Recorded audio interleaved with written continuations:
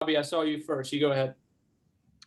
Hey, Clark, big day yesterday. I know you can't get into specifics, but how do you feel you guys have been received as a staff by local and in-state coaches so far?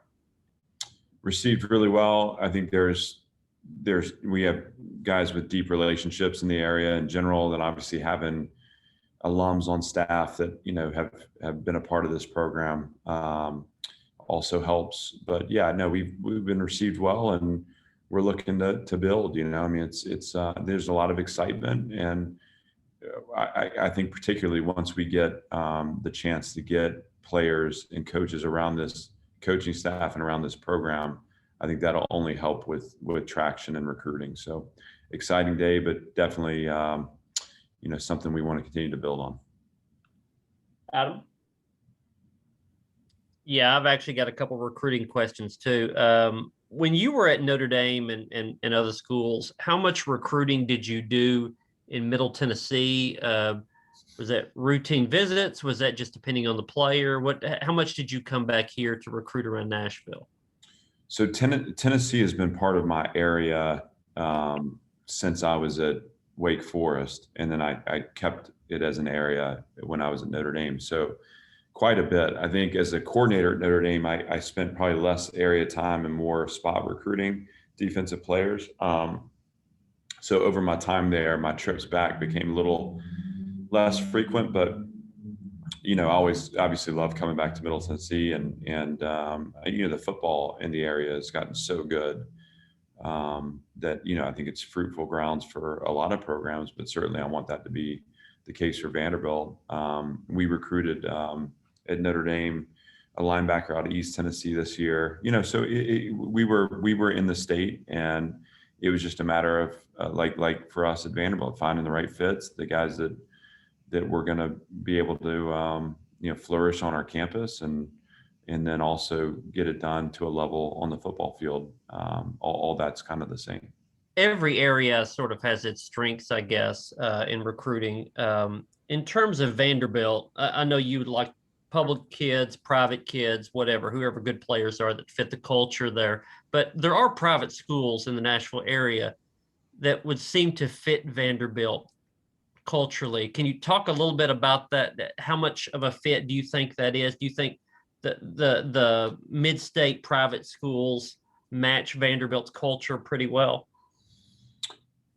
Certainly. To your first point, that's not necessarily a separator. When we look at a player, we're looking for the raw material. So what we feel like is skills that can be developed into NFL caliber production.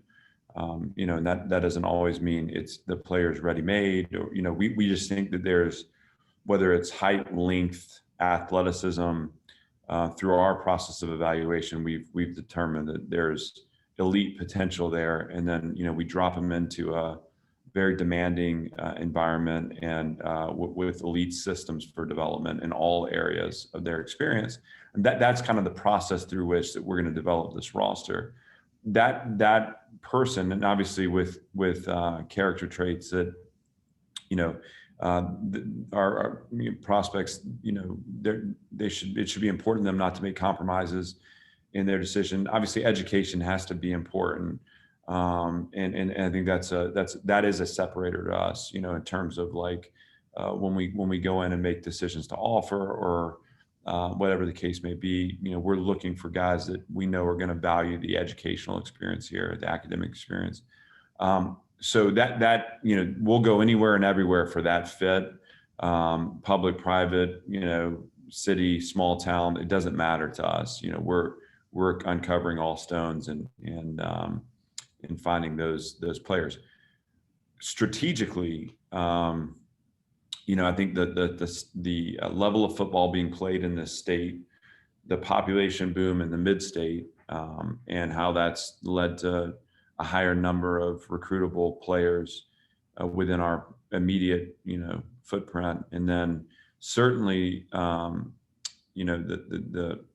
private high school programs that, have just risen to such excellence in the Midstate and in the state in general, honestly. I mean, all those things are exciting to me because, in some ways, someone who's chosen or a family that's chosen to send their son to a private high school has made the choice already, to understand how that can separate, and that is conducive to to making that choice again. So that's exciting to us, but certainly not something that we spend a lot of time on in terms of in our process of evaluation identification, because fits for us exist everywhere, and obviously there are a lot of really, really good public high schools, public high school football programs, public high school academic institutions with high achieving, high reaching players. Our job is to get out there and just find the ones that, again, fit our profile as far as the importance of education, and then obviously meet the marks for us as far as our evaluation methods. And if I can, just one more. A lot of coaches find it frustrating that Vanderbilt has the high academic standards, that it's hard. The pool is so small compared to other SEC schools. But I would imagine Notre Dame and Wake and other places you've been are probably pretty similar, right, to those standards. I don't view that as that's a point of celebration for me, not a point of frustration. I think it gives us a chance to recruit a certain type of young person that, again, is high reaching, high achieving in all areas. That is exciting to me. And what Vanderbilt becomes, in my vision, is the kind of breeding grounds for the future leadership of our country. I mean, this is a program that's going to be dealing with players that'll certainly go on to have NFL careers, but also equally as important, we'll go on to take leadership positions in our community, in our business industry. And so through, with that in mind, that's why that's why the work here that we're doing is so important. Right. Thanks. Simon. I'm sure this was asked weeks or months ago, but now that, recruiting has started back up, or at least commitments have started coming in yesterday, can you talk about the process of hiring Barton Simmons? I know you guys go way back. So how did that come to fruition? And now that recruiting is underway, what sort of role does he play, both recruiting and identifying the talent that you bring in? So Barton oversees our system for recruiting, meaning that there's multiple facets to that, right? There's the scouting aspect where we're looking for specific traits, physical traits, and also those aspects of character and academic performance. But Smoke Dixon is kind of directly responsible for that. He's got Darius Darden-Box and Brandon Jones working with him too. That scouting operation is really the starting point for both film evaluation, workout evaluation, point of attack tape, game tape. They spend their time grinding through films to determine who has the traits necessary for us to develop into elite level performance. Nick Valdesari oversees our kind of recruiting operation. He's the recruiting coordinator that has an on-campus component that Christina DeRuiter has just come on board. It's got an operations component that Coco Nelson oversees, but that's really more about the direct experience of the prospect when they're on our campus, but also some of the more important transcript evaluations, high school relations, those aspects of the recruiting process kind of funnel through them. Barton oversees it all. Barton obviously has, my relationship with him was important only because, I think there's just a mutual respect and trust. But I hired him not because he and I were really close. I hired him because he's an incredibly skilled evaluator. He's got a great perspective on the landscape of college football, and he's an outside the box thinker. And for me, in that role, I needed someone that understood the unique aspects of being at Vanderbilt, the advantages that we can compound over time to create separation for this program, and someone who had the discipline and the patience to see those processes through. So much of college sports is transactional, so much of it is short-term based, and I needed someone that was right there with me that was gonna constantly be thinking about that 10-year plan for success. And again, that's not to say that we're waiting 10 years to be successful. It's just saying that all the decisions we make that will create short-term, open up avenues for short-term success, but all of those decisions are ultimately geared towards getting this program to a level of sustainability that, to me, the 10-year to 20-year mark is where we'll be measured. And that's why Barton is so special, because he doesn't come here with, hey, this is how we did it at another school, and let's recruit this way, or why is it that we can't recruit this? Like he doesn't ask those questions. He looks at Vanderbilt. Hey, what makes this place unique? How do we stay committed to the things that are important to us to make sure that we're delivering players here that can flourish and help us change the trajectory of the program? Robbie, go ahead. I think I saw you guys were in pads today for the first time. What were your impressions of practice and making that transition? I think every time you add a variable, ultimately there's processing involved. And so we looked like it was our first day in pads today. I think we're still trying to clean up a lot of our operation. We have to evolve. We have to evolve as a team. We have to evolve as a program, and that's an ongoing process. And so every day, we look back and, hey, there are going to be some things that we did well, and there are going to be some things that we need to work on. And right now there's probably more that we need to work on. But the goal is that with every day you kind of maybe move some of those over on the slider, and you just keep, trying to process this forward. But we do have a ways to go. Adam, you got another? Whoop, sorry, I was on mute. Yeah, let me get one more recruiting question.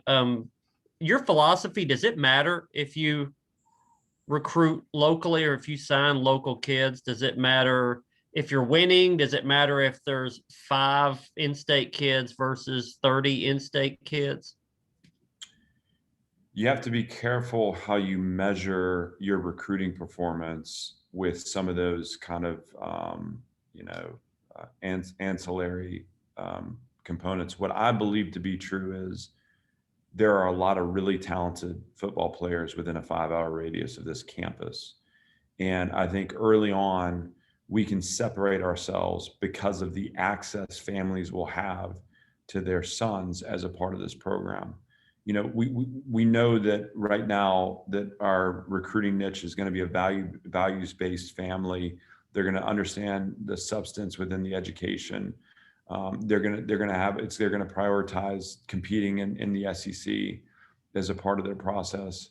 Those are all kind of things that naturally make Vanderbilt distinguished. I think we're then counting on this component of fit to be important, where we establish deep relationships and they get a feel for, again, the heartbeat of our organization and our coaching staff. That's important too. Before we're recruiting to facilities, let's recruit to people. To me, that'll never change.